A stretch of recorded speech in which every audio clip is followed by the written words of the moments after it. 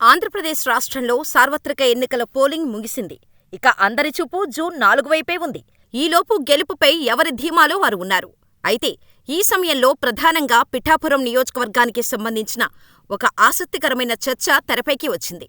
ఇందులో భాగంగా ఎన్నికల ఫలితాల అనంతరం ఏపీకి ఎవరు సీఎం అయినా ఒక డిప్యూటీ సీఎం పదవి మాత్రం పిఠాపురానికి కన్ఫర్మ్ అని ఏపీలో జరిగిన ఎన్నికల్లో అత్యంత హాట్ టాపిక్గా మారిన నియోజకవర్గాల్లో పిఠాపురం ఒకటనేది తెలిసిన విషయమే.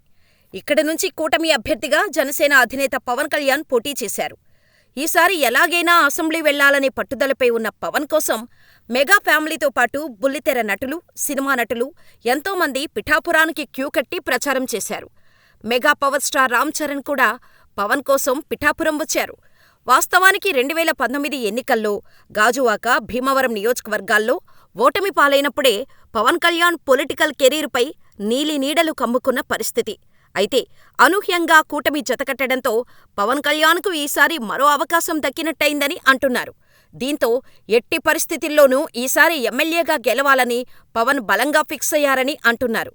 ఈ నేపథ్యంలోనే ఉన్న అన్ని అస్త్రాలను వాడేశారని చెబుతున్నారు. ఇక వంగాగీతకు ఈ ఎన్నికలు మరొక ఎత్తు. ఈసారి ఎన్నికల్లో పిఠాపురం నుంచి ఆమె గెలిస్తే అది ఒక చరిత్ర అనే కామెంట్లు వినిపిస్తున్నాయి. ఈ స్థాయిలో ప్రత్యర్థులంతా ఒకపక్క, తానొక్కరే ఒకపక్క అన్నట్టుగా సాగిన ఈ భేటీల్లో ఆమె గెలుపుపై ఇప్పుడు తీవ్ర ఉత్కంఠ నెలకొని ఉంది. ఇదే సమయంలో ఈమె గెలుపులో కొంత బాధ్యతను ముద్రగడ పద్మనాభంపైన పెట్టింది వైసీపీ. ఇలా రెండు వైపులా బలమైన ప్రచారాలు జరిగాయి. ఈ సమయంలో ఒక ఆసక్తికరమైన విషయం తెరపైకి వచ్చింది.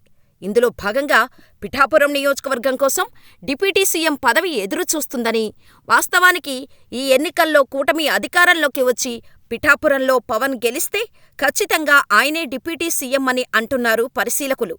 కూటమి అధికారంలోకి రావడమే ఆలస్యం అని చెబుతున్నారు. ఇక్కడ పవన్ గెలుపు కూడా అవసరమని నొక్కి చెబుతున్నారు. మరోపక్క పిఠాపురంలో వంగగీత గెలిస్తే ఆమెను డిప్యూటీ సీఎం చేసి తన పక్కనే కూర్చోబెట్టుకుంటానని జగన్ హామీ ఇచ్చారు. దీంతో వైసీపీ అధికారంలోకి వచ్చి పిఠాపురంలో గీత గెలిస్తే ఖచ్చితంగా ఆమె డిప్యూటీ సీఎం అయిపోయినట్టే. ఒకవేళ వైసీపీ అధికారంలోకి వచ్చి ఆమె ఓటమి పాలైనా కూడా కాపు సామాజిక వర్గ కోటాలో ఆమెకు డిప్యూటీ సీఎం పదవి ఇచ్చే అవకాశాలు ఉన్నాయని చెబుతున్నారు. అంటే రాష్ట్రంలో ఏ పార్టీ అధికారంలోకి వచ్చినా పిఠాపురం నియోజకవర్గానికి మాత్రం డిప్యూటీ సీఎం పోస్టు కన్ఫర్మ్ అన్నమాట. పిఠాపురమా మజాకా?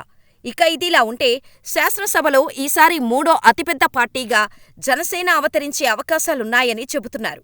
ఇది ఒక రకంగా జనసైనికులకు సంతోషమే. 10 ఏళ్ల క్రితం పార్టీ పెట్టిన తర్వాత జనసేనకు ఈ అసెంబ్లీలో తొలిసారి అత్యధిక స్థానాలు వస్తాయని అంచనాలు వినపడుతున్నాయి. వైసీపీ, టీడీపీ తర్వాత అతిపెద్ద పార్టీగా జనసేన అవతరించనుంది.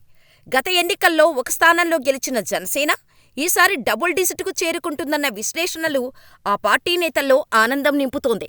కూటమిలో భాగస్వామిగా ఉన్న జనసేన పార్టీకి ఈసారి 2 అంకెల సీట్లు రావడంతో పాటు తొలిసారి జనసేనాని పవన్ కళ్యాణ్ కూడా శాసనసభలోకి కాలు మోపుతున్నారన్న సర్వేల ఫలితాలు మరింత జోషును పెంచేశాయి.